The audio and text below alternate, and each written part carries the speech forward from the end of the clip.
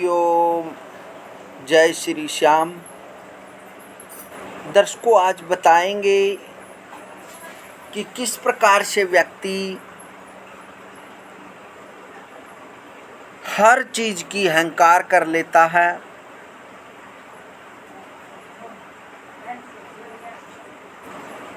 कोई अपने बल का अहंकार कर लेता है, कोई कोठी बंगलों का अहंकार कर लेता है,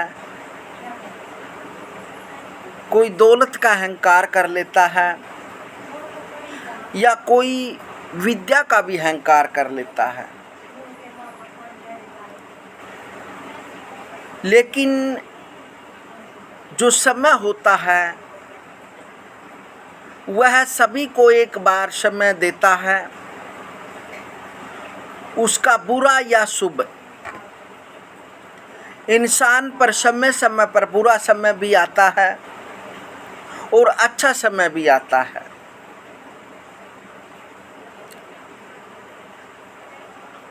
जब किसी व्यक्ति के पास अपने गुरु द्वारा, अपने माता पिता द्वारा या अपने श्रेष्ठ कोई व्यक्ति द्वारा या कोई पूजनीय व्यक्ति द्वारा, तो वह व्यक्ति अपने विवेक को नहीं खोता। और जब उस व्यक्ति के पास वह शुभ समय आता है तो वह सजग रहता है, वह अपने पथ से विचलित नहीं होता, भ्रमित नहीं होता। वह अनेक परिस्थितियों में भी, अपनी बुरी परिस्थितियों में भी विवेक को नहीं खोता, धैर्य बनाए रखता है। और जो व्यक्ति अच्छे समय में अपने विवेक को नहीं खोता और उसके पास उसके माता पिता, गुरु या कोई श्रेष्ठ व्यक्ति का आशीर्वाद होता है, तो वह व्यक्ति अपना अनर्थ नहीं करता। वह चाहे उसके पास कितनी विद्या हो, कितना बल हो, कितनी शोहरत हो, कितनी है उसके पास ऐश्वर्य हो और कितना ही उसके पास धन दौलत हो, वह उस ज्ञान के कारण अपने आप को नहीं डुबोता। और कई बार व्यक्ति जब उसके पास अच्छा समय होता है तो उस समय में वह अपनी प्राचीन परिस्थिति को भूल जाता है और अपने विवेक को खो देता है, जिसके कारण व्यक्ति को अनेक प्रकार से दुखी रहना पड़ता है। क्योंकि समय सभी के पास आता है, समय तो इसी प्रकार चलता रहेगा और क्या पता कितने इंसान, कितने जीव इस धरती पर आते हैं और चले जाते हैं। उसी प्रकार आगे भी जो है वो भी चले जाएंगे और उनके बाद और भी आएंगे। इसी प्रकार यह जीवन का चक्कर चलता रहेगा। लेकिन अहंकार नहीं करना चाहिए। इससे एक छोटा सा दृष्टांत भी है। एक संत महात्मा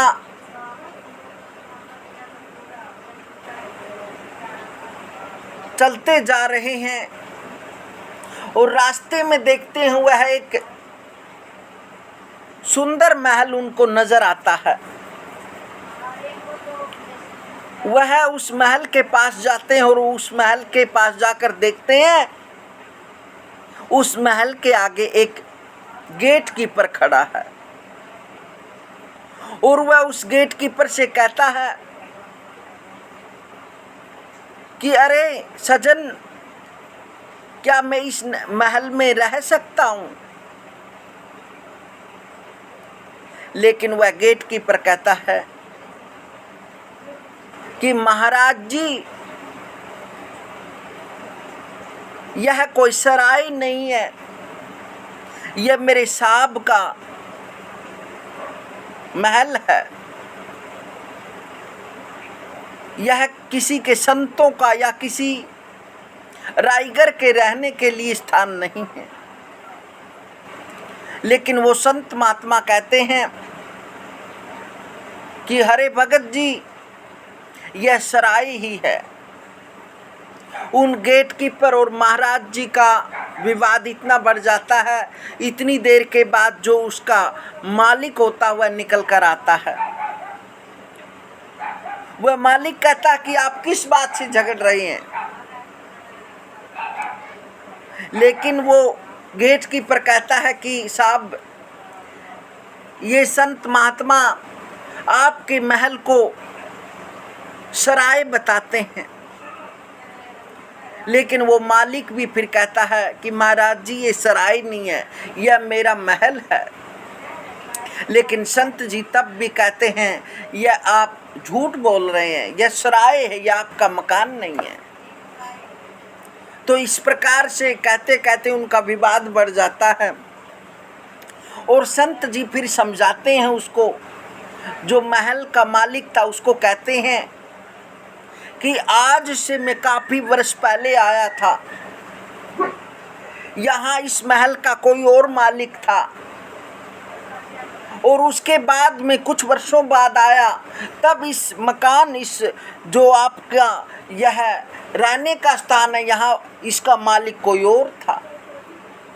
और आज मैं तीसरी बार आया हूँ, आज भी इस महल का मालिक कोई आप हो। इसी प्रकार आगे भी जब मैं आऊँगा कोई और होगा। इस प्रकार से बोलने के बाद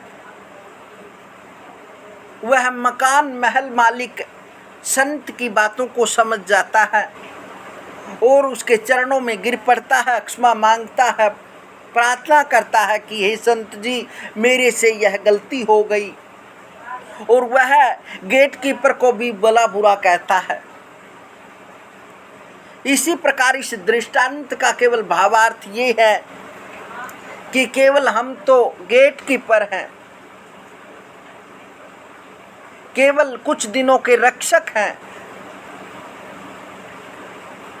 हम तो राहीगर हैं,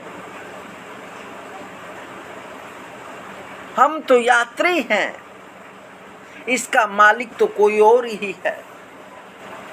इसलिए व्यक्ति को अहंकार नहीं करना चाहिए किसी भी चीज का। यह केवल समय चल रहा है।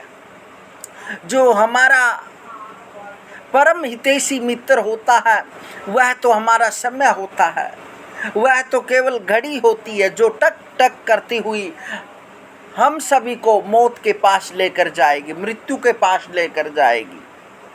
और हमारा इस संसार के अंदर कोई यात्री और कोई परम हितैषी मित्र नहीं है।